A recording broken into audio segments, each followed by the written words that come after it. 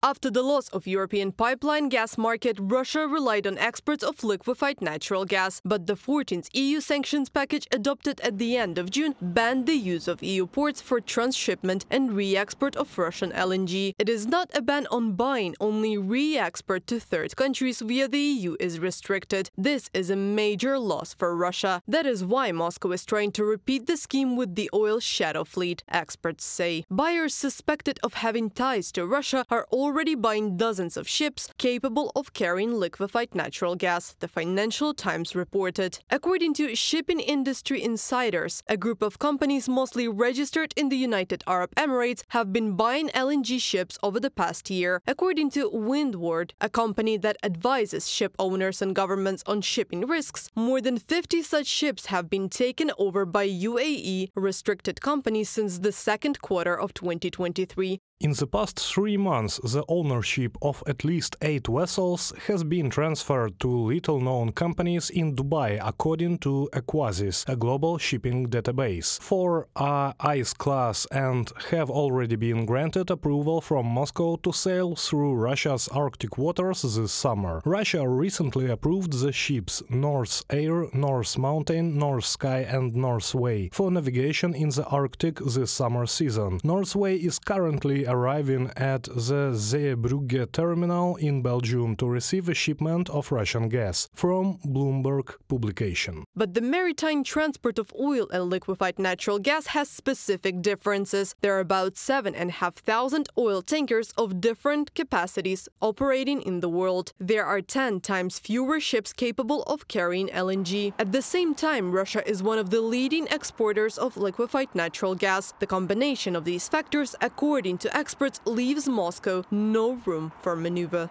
Газовозов, в отличие от нефтяных танкеров, очень мало в мире. There are very few gas carriers in the world compared to oil tankers, and accordingly it is quite easy for a Russian tanker to get lost among the tens of thousands of tankers that sail the sea, while gas carriers are all outnumbered. Therefore, I am not sure that the attempt to create a shadow gas fleet will be successful, because all these names are known, and it will be quite easy to impose sanctions against each tanker. The Kremlin plans to triple LNG production by 2035. According to experts, it is unlikely that these plans will be implemented. In June, the US imposed restrictions on cooperation with a number of Russian projects. As a result, the Arctic LNG 2 project, on which Moscow had high hopes for increasing production, was essentially frozen.